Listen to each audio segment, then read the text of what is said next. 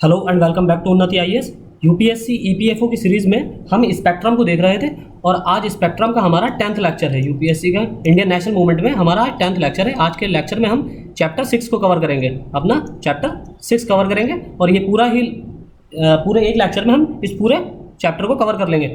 तो आज के लेक्चर में हम देखेंगे कि धार्मिक और सामाजिक सुधार आंदोलन जो कि हम स्वतंत्रता प्राप्ति से पहले हुए थे अंग्रेज़ों को बाहर निकालने के क्रम में, तो हमने देखा था कि जो आंदोलन हुए थे 1857 की क्रांति से पहले के जो आंदोलन थे वो हम देख चुके हैं। अब इसमें मुख्यतः हम देखेंगे 1857 की क्रांति के बाद के आंदोलन, इसलिए हमने आपको डिवाइड करके पढ़ाया है ताकि आपको कन्फ्यूजन ना हो। आज के लेक्चर में हम ज़्यादातर जो आंदोलन देखेंगे वो हम देखेंगे कि वो सामाजिक और धार्मिक सुधार आंदोलन थे, या तो वो धर्म के में सुधार के लिए थे या फिर समाज में सुधार के लिए थे। जैसे कि सती प्रथा के विरुद्ध आंदोलन था, बाल विवाह के प्रथा के विरुद्ध आंदोलन था, विधवा पुनर्विवाह के फेवर में के उसके पक्ष में आंदोलन था, या फिर धार्मिक सुधार आंदोलन जैसे कि वर्ण व्यवस्था को खत्म करने के लिए आंदोलन था, या फिर जो नीची जातियाँ होती सो कॉल्ड नीची जातियाँ जो थीं उनके मंदिर में प्रवेश को लेकर जो अनुमति नहीं होती थी पहले के समाज में, जो वेदों के अनुसार उनको निम्न जाति का माना जाता था, वेदों के अनुसार या धार्मिक ग्रंथों के अनुसार जो ब्राह्मण जाति होती थी उन्होंने ही सब कुछ कैप्चर कर रखा था, सारे रिसोर्सेज और सारे धर्म पर। तो उसको सुधार के लिए जो आंदोलन किए गए हैं उन सभी के बारे में हम देखेंगे, लेकिन उससे पहले हम देखेंगे इसकी बैकग्राउंड कैसे तैयार हुई। सती प्रथा के लिए, विधवा विवाह के लिए, बाल विवाह पर रोक लगाने के लिए इसकी सबकी जो बैकग्राउंड तैयार हुई है सबसे पहले हम उस बैकग्राउंड से चर्चा करेंगे। और आपका थोड़ा रेस्पॉन्स अगर अच्छा आएगा तो आता है तो हमें मोटिवेशन भी मिलता है आगे लेक्चर बनाने के लिए। इसलिए आपसे रिक्वेस्ट है कि ज़्यादा से ज़्यादा इसको लेक्चर को फॉलो करें ताकि हम आपको और लेक्चर प्रोवाइड कराने के लिए मोटिवेट हों। जैसे कि हमने आपको बताया कि हम कंप्यूटर की भी क्लास और जनरल साइंस की क्लास भी शुरू करेंगे इसी मंथ, और साथ में राज्यसभा टीवी का डिबेट, जैसे कि जो एग्जाम पर्सपेक्टिव से हमारे यूपीएससी के आईएएस के पर्सपेक्टिव से इंपॉर्टेंट है, राज्यसभा की जो डिबेट आती है उसका हम विश्लेषणात्मक आपको वीडियो प्रोवाइड करेंगे, साथ ही उसकी पीडीएफ भी आपको फ्री ऑफ कॉस्ट प्रोवाइड की जाएगी। साथ ही साथ द हिंदू एडिटोरियल, इसका हिंदी में एनालिसिस और साथ ही पूरा एडिटोरियल आपको हम हिंदी ट्रांसलेशन में अवेलेबल कराएंगे। उसकी भी पीडीएफ आपको हमारे टेलीग्राम चैनल पर जब हमारा स्टार्ट हो जाएगा तो टेलीग्राम चैनल पर फ्री ऑफ कॉस्ट अवेलेबल कराई जाएगी।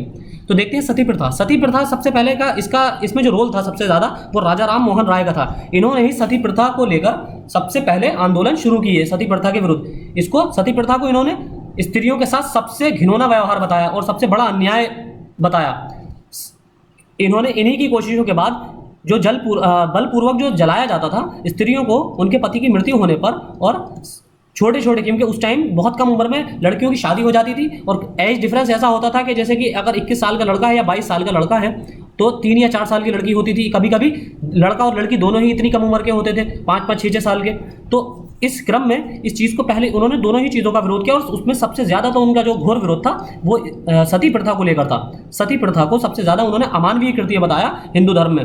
इसी क्रम में उनके जो प्रयास थे, उन्हीं के प्रयासों के फलस्वरूप 1829 में सती प्रथा के विरुद्ध एक कानून पास करके सत्र में नियम के अनुसार विधवाओं को जीवित जलाना बंद कर दिया गया। सबसे पहले ये नियम बंगाल में लागू किया गया, फिर 1830 में ये मद्रास और बंबई में भी लागू हुआ। तो इसमें एक चीज़ सबसे इंपॉर्टेंट है, इसमें आपको डेट याद रखनी है कि आपको किस डेट में ये सती प्रथा के विरुद्ध सती प्रथा का उन्मूलन को लागू किया गया था, और दूसरा साथ में आपको डेट ये फैक्ट याद रखना है कि इसको किस गवर्नर जनरल के काल में राजा राम मोहन राय द्वारा करवाया गया था। सती प्रथा के विरुद्ध जो लॉ बनवाया गया था उस समय भारत के वायसराय या गवर्नर जनरल कौन थे? फिर है शिशु वधू। 1795 में बंगाल में 21वें अधिनियम तथा 1804 में 3रे अधिनियम के अनुसार कानूनी तौर पर शिशु हत्या को मानव हत्या के बराबर अपराध घोषित किया गया। जैसे कि शिशु हत्या जो हो जाती थी, जैसे लड़कियां जो होती थी, लड़कियां पैदा होती थी, या लड़की जैसे हमारी बेबी गर्ल जो पैदा होती थी तो उनको मार दिया जाता था। ये जो प्रथा थी वो दोनों धर्मों में प्रचलित थी, चाहे वो हिंदू धर्म हो चाहे मुस्लिम धर्म हो। उस समय ये दोनों धर्मों में ही प्रचलित था। फिर है विधवा पुनर्विवाह। ये ब्रह्म समाज के कार्य क्षेत्रों में एक अत्यंत प्रमुख मुद्दा तथा इसने लोकप्रिय बनाने हेतु सराहनीय कार्य किया। लेकिन इस क्षेत्र में सबसे महत्वपूर्ण योगदान ईश्वर चंद्र विद्यासागर का था। हम सारे आंदोलन भी देखेंगे, जैसे कि सारी सभाएं, जैसे कि ब्रह्म समाज, इसकी स्थापना, देव समाज, प्रार्थना समाज, इन सभी को भी हम आगे डिटेल में देखेंगे। एक ही लेक्चर में आपके सारे ये हम जितने भी सुधार आंदोलन थे, धार्मिक सुधार और सामाजिक सुधार आंदोलन थे, एक ही लेक्चर में कवर कर देंगे। और दूसरी चीज़ ये है कि यहाँ से कम 2 से 3 क्वेश्चन आने की पूरी पूरी संभावना रहती है। हर बार यहाँ से 2 से 3 क्वेश्चन यूपीएससी जरूर पूछती है, चाहे वो यूपीएससी आईएएस का एग्जाम हो या फिर ईपीएफओ का। फिर ईश्वरचंद विद्यासागर के प्रयत्नों से ही 1856 में हिंदू विधवा पुनर्विवाह अधिनियम बना। और सती प्रथा के विरुद्ध अधिनियम किसके प्रयासों के बाद बना था? राजाराम मोहन राय के प्रयासों से। और उस टाइम लॉर्ड विलियम बेंटिक यहाँ भारत में गवर्नर थे, गवर्नर जनरल। तो उन्हीं के प्रयासों से, राजाराम मोहन राय के प्रयासों से ये सती प्रथा के विरुद्ध कानून बना। और 1856 में ईश्वरचंद विद्यासागर के प्रयासों के बाद विधवा पुनर्विवाह अधिनियम पास किया गया।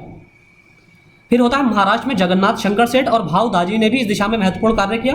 विष्णु शास्त्री पंडित ने 1850 में विधवा पुनर्विवाह एसोसिएशन, ये जो एसोसिएशंस हैं वो ईपीएफओ के लिए बहुत ज़्यादा इंपॉर्टेंट है। चाहे कोई भी एसोसिएशन हो, चाहे वो मजदूर संघ से रिलेटेड हो। हम अपने आगे आने वाले लेक्चर्स में मजदूर संघ से रिलेटेड जो ऑर्गेनाइजेशन बनी थी, मजदूर संघ जो बनाए गए थे हमारे इंडियन नेशनल मूवमेंट के क्रम में, भारतीय स्वतंत्रता संग्राम आंदोलन के क्रम में 1857 से पहले और उसके बाद जितने भी संगठन बने हैं, चाहे वो मजदूरों से रिलेटेड हो, चाहे किसान से रिलेटेड हो, चाहे वो किसी और अन्य श्रमिकों से रिलेटेड हो, तो ये बहुत ज़्यादा इंपॉर्टेंट हो जाते हैं ईपीएफओ की दृष्टि से। यहाँ से क्रोनोलॉजिकल बेस्ड या फिर उनके अध्यक्ष पर बेस्ड कि किसने उसका गठन किया था इस पर बेस्ड, या कब किस ईयर में उनका गठन किया गया था इस पर बेस्ड क्वेश्चन एकदम डायरेक्टली यूपीएससी पूछ लेती है। तो विष्णु शास्त्री पंडित ने 1850 में विधवा पुनर्विवाह एसोसिएशन की स्थापना की। 1852 में गुजरात में सत्य प्रकाश की स्थापना करके करसोनदास मूल जी, इन्होंने विधवा पुनर्विवाह की दिशा में सराहनीय प्रयत्न किए। ये कौन थे? करसोनदास मूल जी ने। इन्होंने 1857 में सत्य प्रकाश की स्थापना की। फिर प्रोफेसर डी के कर्वे विधवा पुनर्विवाह संघ के सचिव थे। इन्होंने 1899 में पूना में एक विधवा आश्रम स्थापित किया। यानी कि विधवा पुनर्विवाह संघ की स्थापना किसने की? प्रोफेसर डी के कर्वे। ये बहुत इंपॉर्टेंट फैक्ट है। फिर उन्होंने पूना में विधवा आश्रम की स्थापना की। प्रोफेसर डी के कर्वे ने 1906 में बंबई में भारतीय महिला विश्वविद्यालय की स्थापना की। और पहला कानूनी विधवा पुनर्विवाह 7 दिसंबर 1856 को कलकत्ता में संपन्न हुआ। यानी कि सबसे पहला जो भारत में, ये बहुत अच्छे इंपॉर्टेंट फैक्ट है सारे, भारत में जो सबसे पहला कानूनी रूप से जो विधवा पुनर्विवाह किया गया लीगल तौर पर, वो 7 दिसंबर 1856 को कलकत्ता में किया गया। फिर इसके बाद है बाल विवाह। समाज सुधारकों ने बाल विवाह का भी तीव्र विरोध किया, जिसके फलस्वरूप 1872 में नेटिव मैरिज एक्ट पास हुआ। इसमें 14 वर्ष से कम उम्र की कन्याओं का विवाह वर्जित किया गया, लेकिन यह कानून बहुत ज्यादा प्रभावी नहीं रहा। इसके बाद फिर पारसी धर्म सुधारक वीएम मालाबारी के प्रयत्नों से 1891 में सम्मति आयु अधिनियम, सम्मति होती है अपनी आपस में सहमति, अधिनियम पारित हुआ, जिसमें 12 वर्ष से कम आयु की कन्याओं के विवाह पर रोक लगा दी गई। फिर हरविलास शारदा, इनके अथक, ये बहुत इंपॉर्टेंट है, हरविलास शारदा के अथक प्रयत्नों से 1930 में शारदा एक्ट बहुत ज्यादा इंपॉर्टेंट है। शारदा एक्ट के ही संशोधन करके बाद में हमारे यहाँ लड़के लड़कियों की उम्र में बढ़ोतरी की गई है, शादी की उम्र में बढ़ोतरी की गई। तो 1930 में शारदा एक्ट पास हुआ। इस एक्ट में 16 वर्ष से कम उम्र के लड़के और 14 वर्ष से कम उम्र की लड़की के विवाह को अवैध घोषित किया गया। फिर इसी क्रम में स्वतंत्रता प्राप्ति के पश्चात भारत सरकार ने 1978 में बाल विवाह निरोधक अधिनियम संशोधित कानून बनाया, जिसके द्वारा बालक की विवाह की आयु 18 से बढ़ाकर 21 वर्ष और बालिका की 14 से बढ़ाकर 18 वर्ष कर दी गई। तो ये शारदा एक्ट के क्रम में ही किया गया था। इसको सबको यूपीएससी द्वारा क्रोनोलॉजी में ही पूछा जा सकता है। यूपीएससी क्रोनोलॉजी से पर बेस्ड क्वेश्चन पूछना यूपीएससी के एकदम फेवरेट फॉर्मेट है, बिल्कुल फेवरेट फॉर्मेट है। ये फॉर्मेट बहुत पसंद करती है यूपीएससी, क्रोनोलॉजी बेस्ड क्वेश्चन पूछना। तो आपको नेटिव मैरिज एक्ट, फिर इसी तरह सम्मति आयु अधिनियम, इसी तरह आगे शारदा एक्ट, और फिर दे दिया जाएगा बाल विवाह निरोधक अधिनियम। तो कहा जाएगा आपसे कि उपरोक्त अधिनियमों को काल क्रमानुसार व्यवस्थित कीजिए, क्रोनोलॉजिकल ऑर्डर में अरेंज कीजिए। फिर है स्त्री शिक्षा। इस दिशा में पहला प्रयास ईसाई मिशनरियों ने किया। 1819 में कलकत्ता तरुण स्त्री सभा की स्थापना की गई और 1849 में कलकत्ता एजुकेशन काउंसिल के अध्यक्ष JED बैथून कॉलेज की भी स्थापना की गई थी। बैथून स्कूल की स्थापना की गई 1849 में। इन्होंने किसने की थी? JED बैथून। तो इसके कारण क्या थे जिनके कारण भारतीय जातीय कठोरता में कमी आई? पहला तो यह था कि भारत में ब्रिटिश साम्राज्य की स्थापना से जातीय वर्ण व्यवस्था थोड़ा परिवर्तन आया। अंग्रेज क्या करते थे? अंग्रेज अपनी सेना में जातिगत आधार पर भर्ती नहीं करते थे। वो किसी को भी नीची जाति वाले को भी या ऊंची जाति कोई भी हो, वो उसको बराबरी का दर्जा देते हुए अपने यहाँ सैनिक के तौर पर भर्ती कर लेते थे। और इसी तरह यहाँ यह होता था कि जैसे कि जो खाना बनाने के जो बावर्ची होते थे, सैनिकों के बावर्ची, वो अक्सर नीची जाति के चुने जाते थे, मतलब नीची जाति के सेलेक्ट किए जाते थे सैनिकों, सैनिक, भारतीय सैनिक वही नीची जाति के होते थे, तो वही खाना बनाते थे। तो अब वो खाना सभी को खाना होता था, चाहे वो अंग्रेज सैनिक हो, चाहे भारत का ब्राह्मण सैनिक हो। तो इस तरह हल्के हल्के उनकी मजबूरी भी थी, वो बहुत ज़्यादा पहले तो उन्होंने विरोध भी किया, इसका विरोध भी किया गया ब्राह्मण सैनिकों द्वारा, फिर हल्के हल्के वो उनकी आदत में शामिल हो गया। तो इसमें इनका भी बहुत बड़ा योगदान रहा है अंग्रेजों का। फिर तत्कालीन उच्च वर्ग के लोगों ने इसे अपना अपमान समझा तथा इसका विरोध भी किया। अंग्रेजों की इस नीति से निम्न जाति के लोगों में थोड़ा सुधार अवश्य हुआ, जैसे कि हमने आपको बताया। फिर गांधी जी समाज से छुआछूत की बुराई को समूल नष्ट करने के लिए कृत संकल्पित थे। उनके विचार मानवतावाद एवं तर्क पर आधारित थे। 1932 में उन्होंने अखिल भारतीय हरिजन संघ की स्थापना, बहुत इंपॉर्टेंट फैक्ट है, यहाँ से क्वेश्चन कई बार पूछा गया है। 1932 में अखिल भारतीय हरिजन संघ की स्थापना महात्मा गांधी द्वारा 1932 में की गई और 1932 के आसपास ही पूना पैक्ट हुआ था, आपको पता है। महाराष्ट्र में माली जाति में जन्मे ज्योतिबा फूले ने ब्राह्मण वर्ग के विशेष अधिकारों को चुनौती दी। बाबा साहब अम्बेडकर जी बाल्यावस्था से ही जातीय भेदभाव के प्रत्यक्ष गवाह थे, क्योंकि इनको ट्रेन के बाद गाड़ी किसी स्कूली ने इनका सामान नहीं उठाया था। आपको याद होगा जब ये पढ़कर बाहर से विदेश से पढ़कर अपनी दोनों भाई बहन विदेश से पढ़ने के बाद लौटे थे, महाराष्ट्र में लौटे थे वकालत पढ़ने के बाद, तो इनको किसी भी कुली ने इनका सामान नहीं उठाया था, क्योंकि ये नीच जाति के थे, नीची जाति के थे, जिसे माली जाति कहा जाता था। सॉरी, ये बाबा साहब अम्बेडकर तो माली जाति के नहीं थे, ये महार जाति के थे, महार जाति के। फिर इन्होंने अखिल भारतीय अनुसूचित जाति महासंघ की स्थापना की बाबा साहब अम्बेडकर ने। 1920 के दशक में दक्षिण भारत में ईवी रामास्वामी नायकर, इन्होंने ब्राह्मणों के विरुद्ध आत्मसम्मान आंदोलन प्रारंभ किया। फिर अन्य दलित समर्थक आंदोलनों की भांति इस आंदोलन ने भी दलितों के मंदिर में प्रवेश करने पर लगी पाबंदी को हटाने की मांग की। पहले मंदिरों में दलित लोगों को प्रवेश नहीं मिलता था और मंदिरों में प्रवेश पर भी इनको रोक थी। और दूसरी चीज यह है कि ब्राह्मण जो भी धार्मिक ग्रंथ थे उनको पढ़ने की भी अनुमति दलित जाति के लोगों को नहीं होती थी। तो इन दोनों के ही विरुद्ध धार्मिक सुधार आंदोलनों में इन दोनों के विरुद्ध ही आंदोलन चलाए गए। अब हम देखेंगे एक एक करके सारे जो समाज बनाए गए या ऑर्गेनाइजेशन बनाई गई उनके बारे में, जो सांस्कृतिक जागरण और सामाजिक धार्मिक सुधार आंदोलन शुरू हुए। अब इनको एक एक करके हम डिटेल में देखेंगे। तो पहला है हमारा इसमें राजा राम मोहन राय और ब्रह्म समाज, बहुत इंपॉर्टेंट है, आप सभी को पता है, इसमें बताने वाली कोई बात ही नहीं है। तो राजा राम मोहन राय को भारतीय पुनर्जागरण का जनक माना जाता है। हमने इंपॉर्टेंट ही फैक्चुअल इंफॉर्मेशन ली है। अब ये बहुमुखी प्रतिभा के धनी थे। उनके द्वारा स्थापित ब्रह्म समाज जो आधुनिक पाश्चात्य विचारों पर आधारित था। अच्छा, आपसे यूपीएससी इस तरह भी स्टेटमेंट वाइज क्वेश्चन दे सकती है कि ब्रह्म समाज के संबंध में निम्नलिखित कथनों पर विचार कीजिए। ब्रह्म समाज आधुनिक पाश्चात्य या परंपरागत रूढ़िवादी विचारधारा पर आधारित था। यह हिंदू धर्म में स्टेटमेंट 2, यह हिंदू धर्म में पहला सुधार आंदोलन था। स्टेटमेंट 3, राजा राम मोहन राय का ब्रह्म समाज एक ईश्वरवाद में विश्वास रखता था। उपरोक्त कथनों में से सही कथन चुनिए, केवल एक और 2 या 2 और 3 या उपरोक्त सभी। तो इस तरह आपका 2 और 3 स्टेटमेंट सही हो जाएगा। और पहला स्टेटमेंट क्योंकि ये आधुनिक पाश्चात्य विचारों पर आधारित था इसलिए, और हमने क्या स्टेटमेंट में बताया आपको, परंपरागत रूढ़िवादी विचारों पर आधारित। तो इस तरह से स्टेटमेंट वाइज क्वेश्चन आपको देकर यूपीएससी कंफ्यूज कर सकती है। तो इसका एक एक फैक्ट इंपॉर्टेंट है।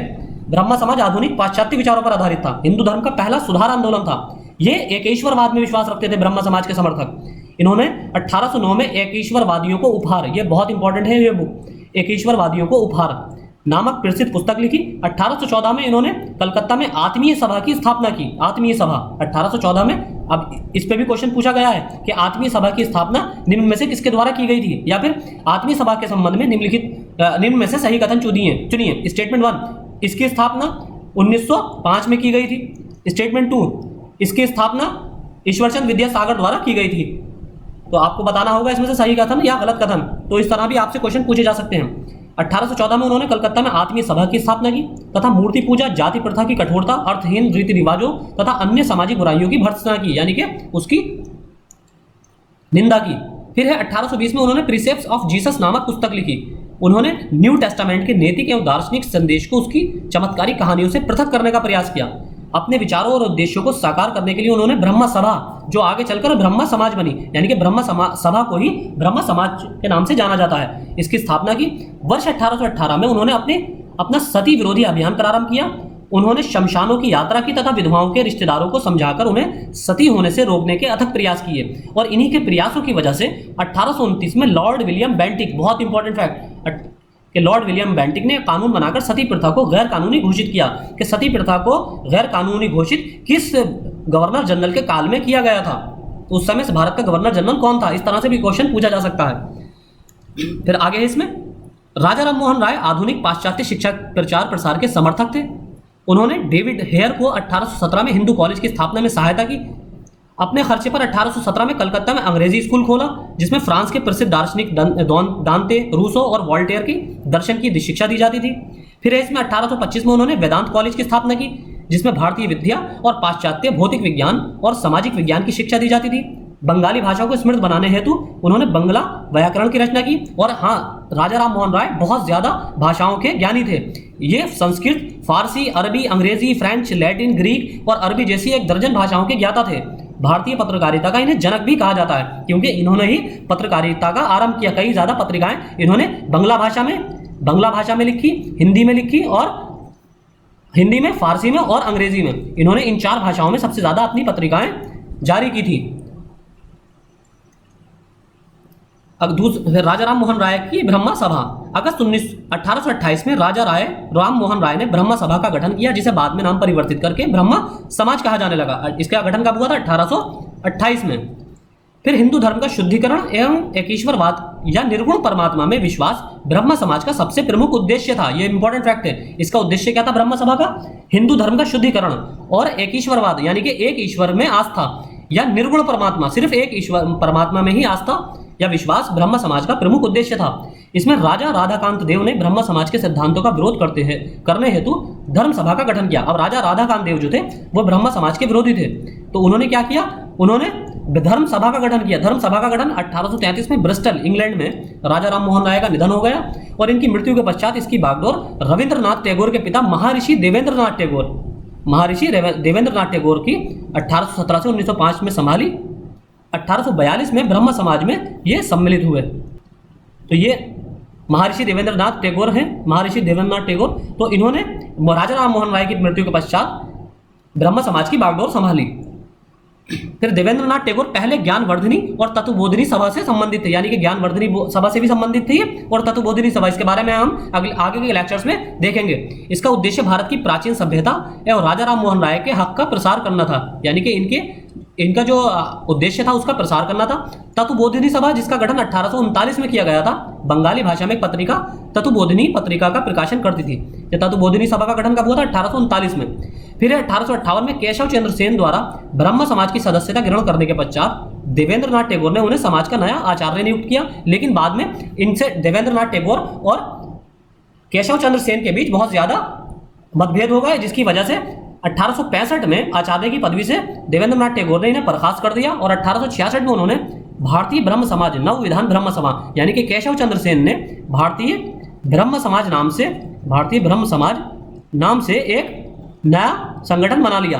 और इस नए संगठन के बनने के बाद देवेंद्रनाथ टैगोर के ब्रह्म समाज को आदि ब्रह्म समाज कहा जाने लगा, यानी कि आदि का मतलब होता है पुराना ब्रह्म समाज कहा जाने लगा। फिर हल्के हल्के उसका वैल्यू कम होती गई। अब ब्रह्म समाज का योगदान क्या था?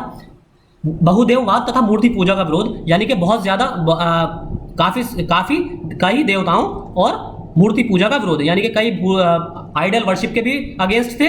ब्रह्म समाज के समर्थक जो थे आइडियल वर्शिप के अगेंस्ट थे और कई देवताओं में की मान्यता के विरुद्ध थे। फिर है बहुपत्नी प्रथा, यानी कि एक से ज्यादा पत्नी रखने की प्रथा और सती प्रथा का विरोध करते थे। विधवा विवाह का समर्थन करते थे और बाल विवाह का विरोध करते थे। नैतिकता पर बल देते थे। कर्म फल में विश्वास, सधर्म संभाव, निर्गुण ब्रह्म की उपासना। धार्मिक पुस्तकों, पुरुषों एवं वस्तुओं की सर्वोच्चता में अविश्वास, यानी कि धार्मिक पुस्तक और जो भी दूत या मैसेंजर जो हर धर्म में भेजे गए हैं, उन धर्मों में उन मैसेंजर्स में ये विश्वास नहीं रखते थे, उनकी सर्वोच्चता में विश्वास नहीं रखते थे। छुआछूत, अंधविश्वास, जातिगत भेदभाव का विरोध करते थे।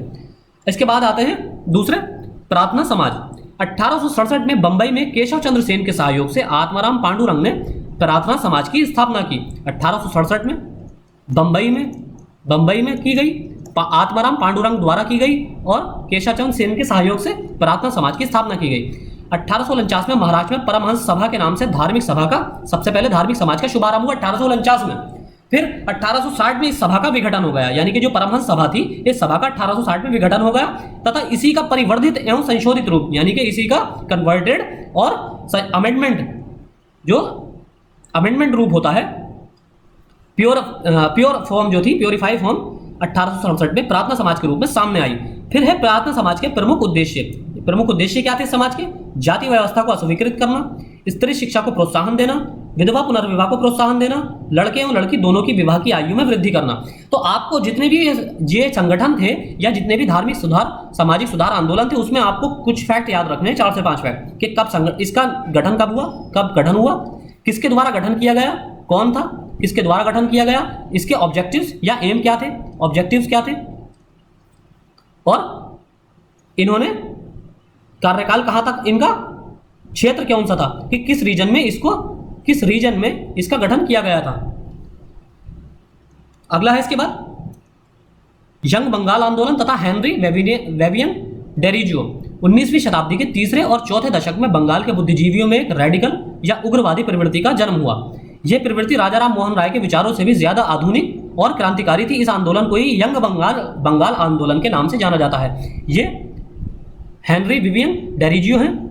1826 से 31 तक प्राध्यापक के रूप में कार्य करने वाले आंग्ल भारतीय हेनरी विलियम डेरिजियो इस आंदोलन के प्रवर्तक एवं नेता थे। हेनरी विवियन डेरिजियो आध्यात्मिक उन्नति और समाज सुधार के लिए उन्होंने एकेडमिक्स एसोसिएशन और society for the exhibition of general knowledge जैसे कई संगठनों की स्थापना की। ये भी आपसे डायरेक्ट फैक्चुअल इंफॉर्मेशन पूछी जा सकती है कि एकेडमिक एसोसिएशन की स्थापना किसके द्वारा की गई थी, या society for exhibition of general knowledge, इसकी स्थापना किसके द्वारा की गई थी। उन्होंने एंग्लो इंडियन हिंदू एसोसिएशन, बंग हित सभा और डिबेटिंग क्लब का भी गठन किया। ये भी बहुत इंपॉर्टेंट फैक्ट है।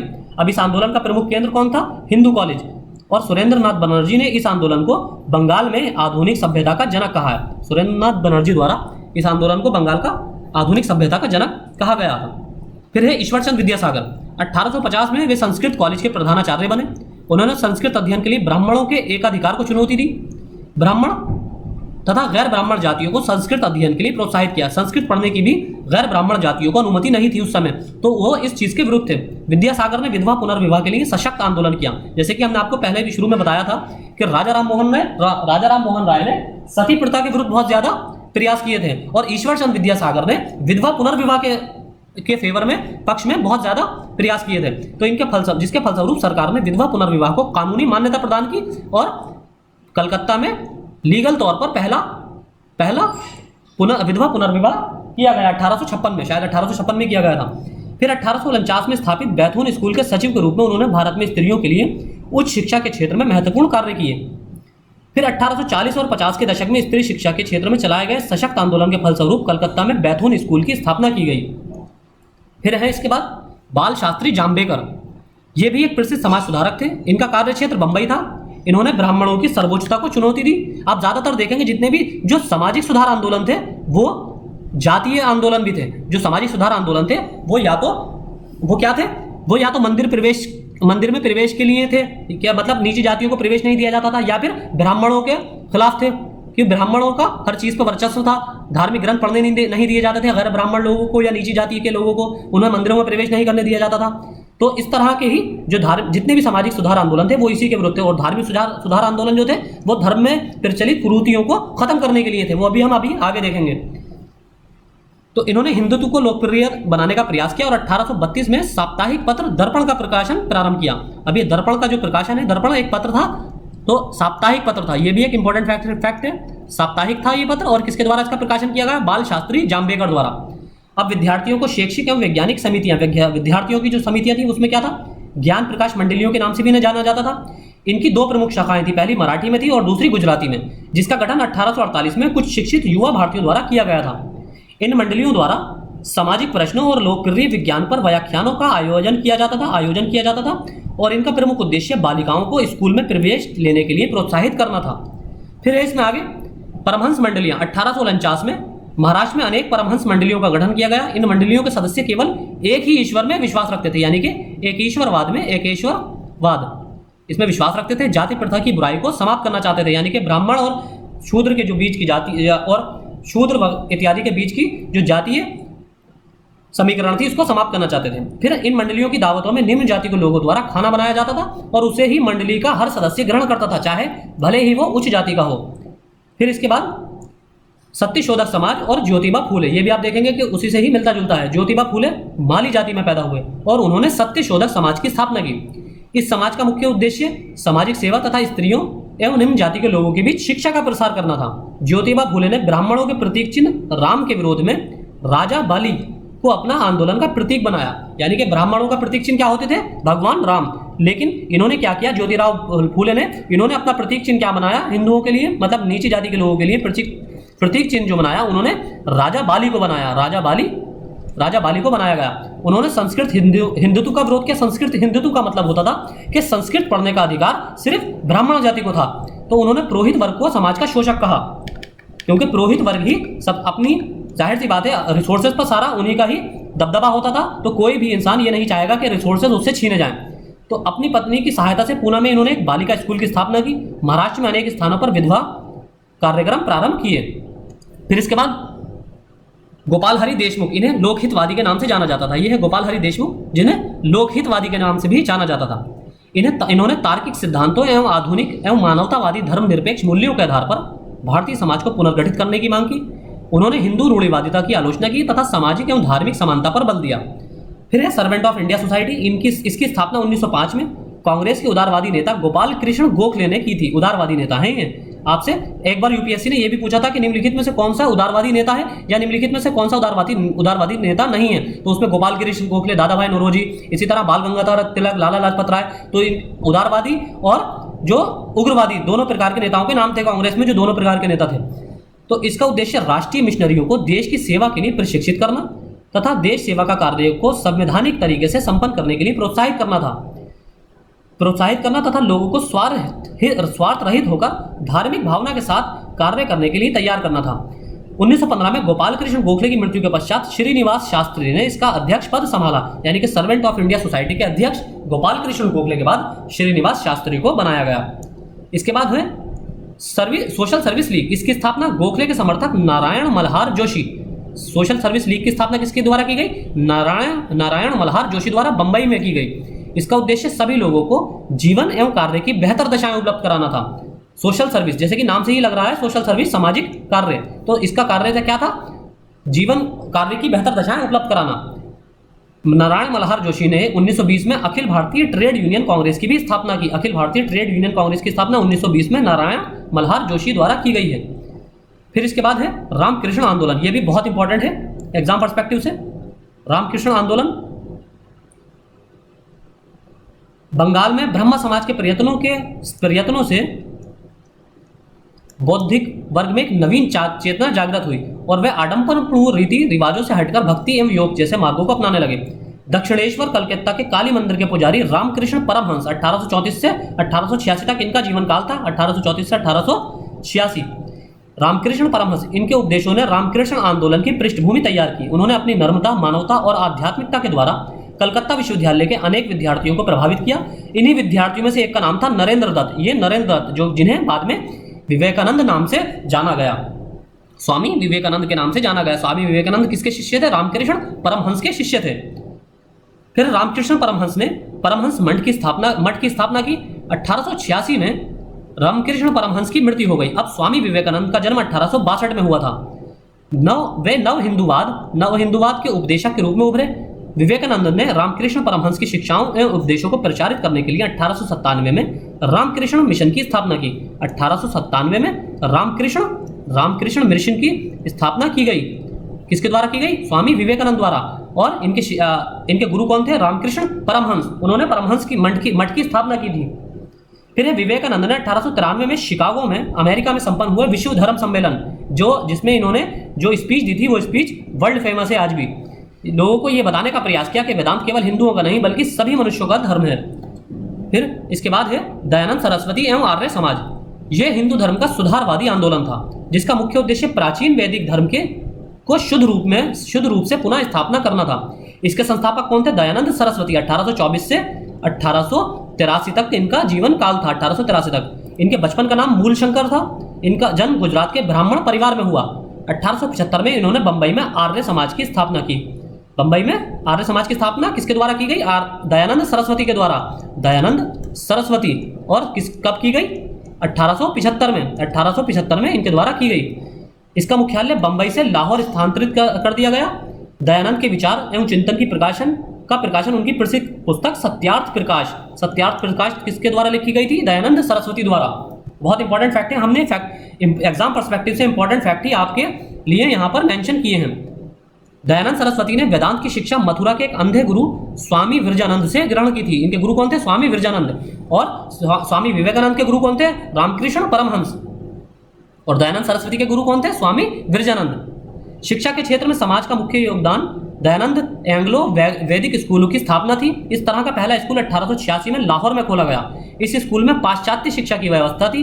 1902 में स्वामी श्रद्धानंद ने हरिद्वार में गुरुकुल कांगड़ी की स्थापना की, जिसमें शिक्षा के अपेक्षाकृत परंपरागत प्रसार की व्यवस्था थी। एक तरफ इन्होंने एंग्लो वैदिक स्कूल की स्थापना की, जिसमें पाश्चात्य आधार पर शिक्षा का प्रसार किया जाता था, और दूसरी तरफ स्वामी श्रद्धानंद ने हरिद्वार में गुरुकुल कांगड़ी की स्थापना की, जिसमें परंपरागत शिक्षा का प्रसार होता था। फिर हिंदू धर्म की रक्षा के लिए शुद्धि आंदोलन इनके द्वारा चलाया गया। फिर इसमें सेवा सदन, ये एक पारसी धर्म सुधारक बहराम जी.एम. मालबारी ने 1885 में सेवा सदन की स्थापना की। ये कौन थे? पारसी धर्म सुधारक जी.एम. मालबारी। इन्होंने 1885 में इसकी स्थापना की। यह सदन शोषित एवं समाज द्वारा तिरस्कृत महिलाओं के उत्थान के लिए प्रयत्न करता था। फिर इसके बाद है देव समाज। इसकी स्थापना 1887 में शिव नारायण अग्निहोत्री द्वारा, और कहां पर? लाहौर में की गई। यानी कि यहाँ तीन चार फैक्ट हैं। देव समाज की स्थापना 1887 में शिव नारायण अग्निहोत्री द्वारा और लाहौर में की गई। इस समाज का उद्देश्य क्या था? आत्मा की शुद्धि, गुरु की श्रेष्ठता की स्थापना और अच्छे मानवीय कार्य करना था। फिर इसके बाद है धर्म सभा। इसकी स्थापना 1830 में किसके द्वारा की गई? राधाकांत देव के द्वारा। ये एक रूढ़िवादी संस्था थी, यानी कि परंपरागत मूल्यों पर आधारित। इसने सामाजिक धार्मिक मामलों में पुरातन एवं रूढ़िवादी तत्वों को संरक्षित करने का प्रयास किया। फिर है भारत धर्म महामंडल। ये भारत के शिक्षित रूढ़िवादी हिंदुओं का एक संगठन था, यानी कि शिक्षित भी और रूढ़िवादी भी, जिसका गठन आर्य समाज, थियोसॉफिकल समर्थकों एवं रामकृष्ण मिशन से हिंदू रूढ़िवादिता को बचाने के लिए किया गया था। आप देखेंगे कि थियोसॉफिकल समर्थक, रामकृष्ण मिशन और आर्य समाज, ये सारे किस पर आधारित थे? ये पुनर्जागरण पर आधारित थे, यानी कि ये सुधार करना चाहते थे धर्म में। और ये शिक्षित रूढ़िवादी थे, यानी कि रूढ़िवादी कौन होते हैं? कंजर्वेटिव, जो कि किसी भी तरह का सुधार पसंद नहीं करते हैं धर्म में। 1895 में इसी प्रकार के एक अन्य संगठन सनातन धर्म सभा की स्थापना की गई। 1895 में सनातन धर्म सभा। 1902 में सभी संगठनों ने आपस में संयुक्त होकर एक बड़े संगठन भारत धर्म महामंडल, अब इन सभी संगठनों को मिलकर 1902 में भारत धर्म महामंडल की स्थापना की, जिसका मुख्यालय वाराणसी में था। फिर इसके बाद अगला है इसमें राधा स्वामी आंदोलन। आगरा के एक बैंकर तुलसीराम ने जिन्हें शिवदयाल साहब के नाम से जाना जाता था, इन्होंने 1861 में इस आंदोलन की शुरुआत की है। यानी कि 1861 में शिवदयाल साहब के द्वारा, यानी कि तुलसीराम द्वारा इसकी राधा स्वामी आंदोलन की शुरुआत की गई। इस आंदोलन के अनुयायियों का दरगाह एवं अन्य धार्मिक स्थलों में जाने में विश्वास नहीं था, और वे सत्य, विश्वास और सेवा एवं प्रार्थना को सर्वोच्च प्राथमिकता देते थे। फिर है श्री नारायण गुरु धर्म परिपालन आंदोलन। यह एक क्षेत्रीय आंदोलन था। इसकी शुरुआत केरल के इजवायर्स जाति के श्री नारायण गुरु स्वामी ने की थी। किसके द्वारा की गई? केरल के श्री नारायण गुरु स्वामी द्वारा। और ये किस जाति के थे? इजवायर्स जाति के। 1902 में इसी समुदाय के श्री नारायण गुरु ने आंदोलन प्रारंभ किया तथा नारायण गुरु धर्म परिपालन योगम की शुरुआत की। इस योगम के कई उद्देश्य थे। पहला, शिक्षा संस्थाओं में इस समुदाय के छात्रों को प्रवेश का अधिकार दिलाना, यानी कि जो इनकी जाति के शिष्य थे इजवायर्स जाति के, उनको शिक्षा संस्थाओं में प्रवेश दिलाना, सरकारी सेवाओं में भर्ती दिलाना, मंदिरों में प्रवेश दिलाना, राजनीतिक प्रतिनिधित्व इनको दिलाना। फिर इसके बाद है वोकलिक संघ। इस आंदोलन की शुरुआत 1905 में मैसूर में की गई। मैसूर कहाँ किसका हिस्सा था? कर्नाटक का। यह एक ब्राह्मण विरोधी आंदोलन था। यह बहुत इंपॉर्टेंट फैक्ट है, ब्राह्मण विरोधी आंदोलन। फिर है न्याय आंदोलन या जस्टिस आंदोलन। इस आंदोलन की शुरुआत C.N. मुदलियार, T.M. नायर एवं P. त्यागराजन ने मद्रास में की गई। मद्रास में की इस आंदोलन का उद्देश्य गैर ब्राह्मण जातियों का विधायिका में प्रतिनिधित्व बढ़ाना था, यानी कि जो गैर ब्राह्मण जातियां थी उनका लेजिस्लेटिव असेंबली में प्रतिनिधित्व या रिप्रेजेंटेशन को बढ़ाना। फिर है आत्मसम्मान आंदोलन, बहुत इंपॉर्टेंट है ये। इस आंदोलन की शुरुआत 1920 में, 1920 के दशक में E.V. रामास्वामी नायकर एवं बालाजी नायडू द्वारा। इसने समाज में ब्राह्मणों की सर्वोच्चता को चुनौती दी और लोगों से ब्राह्मणवाद का विरोध करने के लिए आगे आने का आह्वान किया। फिर इसके बाद है अरब्बीपुरम आंदोलन। इस सन 1888 में शिवरात्रि के अवसर पर श्री नारायण गुरु ने पिछड़ी जाति का होने के बावजूद केरल के अरब्बीपुरम नामक स्थान पे भगवान शिव की प्रतिमा स्थापित की और बाद में होने वाले अनेक आंदोलन, विशेषकर मंदिर प्रवेश आंदोलन, इसी अरब्बीपुरम आंदोलन से प्रेरित थे। अब देखते हैं मंदिर प्रवेश आंदोलन। तत्कालीन अनेक समाज सुधारक तथा बुद्धिजीवियों जैसे श्री नारायण गुरु, एन कुमारनासन, टी के माधवन, ये पहले से ही इस दिशा में कार्य कर रहे थे, तो ये इसी से ही रिलेटेड था, अरब्बीपुरम आंदोलन से। अगला है हमारा इंडियन सोशल कॉन्फ्रेंस। इसकी स्थापना एमजी रानाडे और रघुनाथ राव द्वारा की गई। एमजी रानाडे और रघुनाथ राव। इस कॉन्फ्रेंस का प्रतिवर्ष एक सम्मेलन होता था। पहला सम्मेलन 1887 में मद्रास में हुआ और इसी समय मद्रास में भारतीय राष्ट्रीय कांग्रेस का भी सम्मेलन हुआ। यानी कि 1887 में जो भारतीय राष्ट्रीय कांग्रेस का, इंडियन नेशनल कांग्रेस का जो सम्मेलन हुआ था वो कहाँ हुआ था? मद्रास में। और इसका गठन कब हुआ था इंडियन नेशनल कांग्रेस का? 1885 में। फिर है वहाबी आंदोलन। मुसलमानों की पाश्चात्य प्रभावों के विरुद्ध सर्वप्रथम जो प्रतिक्रिया हुई उसे ही वहाबी आंदोलन कहा जाता है, या ये वलीउल्लाह आंदोलन के नाम से भी जाना जाता है। ये पुनर्जागरणवादी आंदोलन था। शाह वलीउल्लाह, जिनका जीवनकाल 1702 से 1762 तक था। 1762 18वीं सदी में मुसलमानों के प्रथम नेता थे। इन्होंने भारतीय मुसलमानों में हुई गिरावट में चिंता प्रकट की। इसके पश्चात शाह अब्दुल्ला अजीज तथा सैयद अहमद बरेलवी 1786 से 1831 इनका जीवनकाल। इनके बारे में हमने पिछले लेक्चर में पढ़ा था कि इन्होंने बरेली आंदोलन था वो इनके द्वारा शुरू किया गया था, सैयद अहमद बरेलवी द्वारा। तो 1786 से 1831 में इन्होंने वहाबी आंदोलन के वलीउल्लाह के विचारों को लोकप्रिय बनाने का प्रयत्न किया। फिर होता है तीतू मीर आंदोलन। वहाबी आंदोलन के संस्थापक सैयद अहमद बरेलवी के शिष्य थे तीतू मीर, जिन्हें मीर निथार अली तीतू मीर के नाम से जाना जाता था। इन्होंने आंदोलन का प्रवर्तन किया। तीतू मीर ने बंगाल के मुसलमानों के किसानों को हिंदू जमींदारों और अंग्रेज नील सौदागरों के विरुद्ध संगठित किया। फिर है फराजी आंदोलन। इस आंदोलन की शुरुआत हाजी शरीयत उल्लाह ने की थी। इस आंदोलन को फराइदी आंदोलन के नाम से भी जाना जाता है। फराइदी आंदोलन के नाम से भी जाना जाता है। इसका मुख्य जोर इस्लाम धर्म की सच्चाई पर था। इस आंदोलन का कार्य क्षेत्र मुख्यतः पूर्वी बंगाल था, यानी कि ईस्टर्न बंगाल, जो कि अब बांग्लादेश के नाम से जाना जाता है। फिर है अहमदिया आंदोलन। 19वीं शताब्दी में मुस्लिम समाज और धर्म सुधार में के लिए एक और आंदोलन चला, जिसे अहमदिया आंदोलन कहते हैं। इसकी स्थापना किसने की थी? 1889 में मिर्जा गुलाम अहमद ने इस आंदोलन की शुरुआत की। फिर है सर सैयद अहमद खान एवं अलीगढ़ आंदोलन। इसका जन्म 1817 में सैयद अहमद खान का जन्म 1817 में दिल्ली में एक प्रतिष्ठित मुस्लिम परिवार में हुआ और वह ब्रिटिश शासन के अधीन एक न्यायिक सेवा में अंग्रेज भक्त नौकरशाह थे। 1875 में अलीगढ़ में उन्होंने मोहम्मदन एंग्लो ओरिएंटल कॉलेज की स्थापना की। उन्होंने अपने विचारों का प्रचार तहजीबुल अखलाक नामक पत्रिका में किया। तहजीबुल अखलाक पत्रिका किसके द्वारा जारी की गई थी? सर सैयद अहमद खान के द्वारा। फिर इसके बाद है देवबंद स्कूल।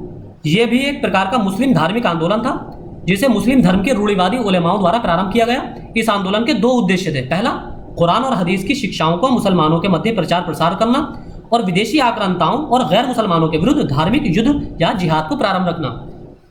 और देवबंद स्कूल की स्थापना तत्कालीन संयुक्त प्रांत के सहारनपुर जिले में देवबंद नामक स्थान पे, जो कि यूपी में है। 1866 में मोहम्मद कासिम नानोतवी 1832 से 1880 तक इनका जीवन काल था, और राशिद अहमद गंगोही 1828 से 1905 इनका जीवन काल इन्होंने संयुक्त रूप से की थी। तो देवबंद स्कूल की स्थापना किसके द्वारा की गई? 1886 में दो लोगों द्वारा, मोहम्मद कासिम नानोतवी और राशिद अहमद गंगोही।